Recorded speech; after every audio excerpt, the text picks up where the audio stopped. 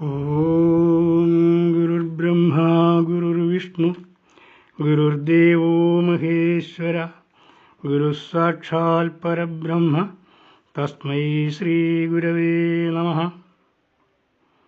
പ്രിയ ശ്രോതാക്കളെ, പഠിതാക്കളെ, ഇന്ന് ദർശനമാലയിലെ 4-ാം അധ്യായമായ മായാദർശനത്തിലെ 5-ാമത്തെ ശ്ലോകത്തിൻ്റെ അർത്ഥമാണ് പറയാൻ പോകുന്നത്. ശ്ലോകം: ഇന്ദ്രിയാണി മനോബുദ്ധി പഞ്ചപ്രാണാദയോ യയാ വിസൃജ്യതേ സൈവ പരാ സൂക്ഷ്മാംഗാനി ചിദാത്മനഃ. ഒന്നുകൂടി: ഇന്ദ്രിയാണി മനോബുദ്ധി പഞ്ചപ്രാണാദയോ യയാ വിസൃജ്യതേ സൈവ പരാ സൂക്ഷ്മാംഗാനി ചിദാത്മനഃ. അന്വയം: ചിദാത്മനഃ സൂക്ഷ്മാംഗാനി ഇന്ദ്രിയാണി മനഃ ബുദ്ധി പഞ്ചപ്രാണാദയ യയാ വിസർജ്യന്തെ സാ ഏവ പരാ. അർത്ഥം: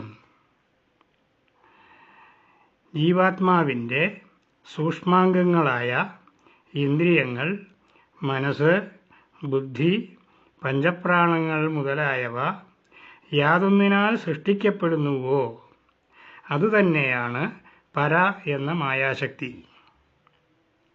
പര എന്ന മായാശക്തിയുടെ പ്രവർത്തനത്തെപ്പറ്റി പറയുന്നു. ജീവാത്മാവിന് ജീവാത്മാവായി പ്രവർത്തിക്കണമെങ്കിൽ അഥവാ ജഗത്തിൽ ജീവിക്കണമെങ്കിൽ ചില ഉപാധികൾ ആവശ്യമാണ്. ആ ഉപാധികൾ സ്ഥൂലവും സൂക്ഷ്മവും എന്നിങ്ങനെ 2 വിഭാഗങ്ങളായിട്ടുണ്ട്. അതിൽ സൂക്ഷ്മാംഗങ്ങൾ ദേഹവും ദേഹത്തിലുള്ള അവയവങ്ങളും ആണ്. അതിൽ ആന്തരികവും ബാഹ്യവുമായിട്ടുള്ള എല്ലാ അവയവങ്ങളും പെടും. സൂക്ഷ്മാംഗങ്ങളിൽ മനസ്സ്, ബുദ്ധി, ഇന്ദ്രിയങ്ങൾ, പഞ്ചപ്രാണങ്ങൾ മുതലായവയാണ്. ഇന്ദ്രിയങ്ങൾ എന്ന് പറയുമ്പോൾ നേത്രേന്ദ്രിയം, ശ്രോത്രേന്ദ്രിയം, ഘ്രാണേന്ദ്രിയം, രസനേന്ദ്രിയം, സ്പർശനേന്ദ്രിയം മുതലായവ ആണ് സൂക്ഷ്മേന്ദ്രിയങ്ങൾ. അല്ലാതെ കണ്ണ്, കാത്, മൂക്ക്, നാക്ക്, ത്വക്ക് എന്നീ സ്ഥൂലങ്ങളായ അവയവങ്ങളാണ് എന്ന് മനസ്സിലാക്കരുത്.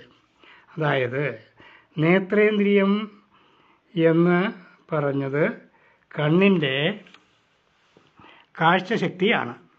ശ്രോത്രേന്ദ്രിയം എന്നത് കേൾവിശക്തിയുമാണ്. അതായത് ശ്രോത്രേന്ദ്രിയം എന്നത് കേൾവിശക്തിയും കാത് എന്നത് കേൾക്കാനുള്ള സ്ഥൂലമായ ഉപകരണവുമാണ്. പഞ്ചപ്രാണങ്ങൾ എന്നത് പ്രാണൻ, അപാനൻ, വ്യാനൻ, ഉദാനൻ, സമാനൻ എന്നിവയാണ്. ശ്വസനപ്രക്രിയ, രക്തചംക്രമണം, മസ്തിഷ്കം, നാഡീവ്യൂഹം, ദഹനവ്യവസ്ഥ മുതലായവയെല്ലാം ഉദ്ദേശിച്ചുകൊണ്ടാണ് ഇവിടെ പഞ്ചപ്രാണങ്ങൾ മുതലായവ എന്ന് പറഞ്ഞിട്ടുള്ളത്. ഇവയെല്ലാം പ്രവർത്തിക്കുമ്പോഴാണ് ശരീരത്തിൽ ജീവൻ നിലനിൽക്കുന്നത്. വൈദ്യുത പ്രവാഹം ഉണ്ടാകുമ്പോൾ വിവിധ യന്ത്രങ്ങൾ പ്രവർത്തിപ്പിച്ച് ഒന്നിൽ നിന്ന് പ്രകാശമുണ്ടാകുന്നു, ഒന്നിൽ നിന്ന് ചൂടുണ്ടാകുന്നു, ഒന്നിൽ നിന്ന് കാന്തശക്തി ഉണ്ടാകുന്നു എന്നതുപോലെ ജീവാത്മാവിൻ്റെ സാന്നിധ്യത്തിൽ മേൽപ്പറയപ്പെട്ട മനസ്സ്, ബുദ്ധി, ഇന്ദ്രിയങ്ങൾ, പഞ്ചപ്രാണങ്ങൾ എല്ലാം പ്രവർത്തനക്ഷമം ആകുന്നു.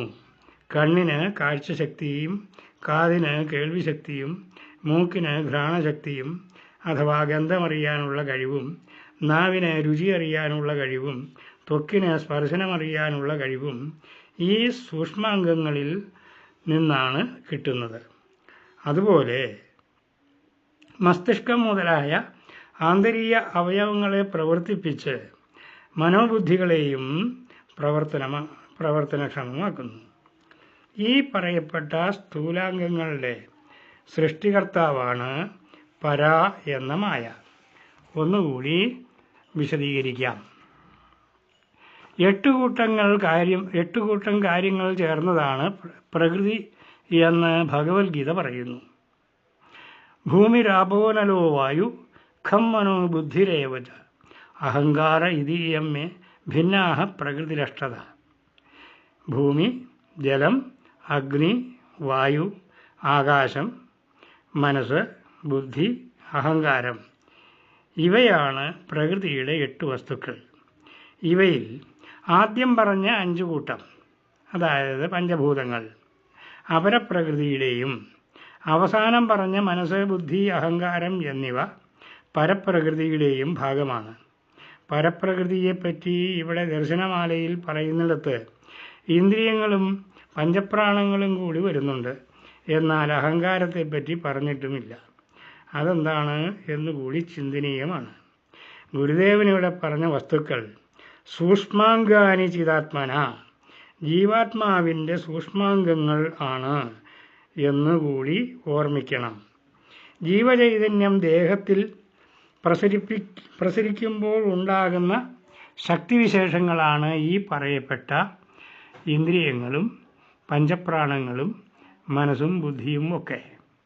ഇതെല്ലാം പ്രവർത്തിക്കണം എങ്കിൽ അപരപ്രകൃതിയാൽ നിർമ്മിതമായ പാഞ്ചഭൗതികമായ വസ്തുക്കൾ കൊണ്ടുണ്ടാക്കിയ ശരീരം ആവശ്യമാണ്.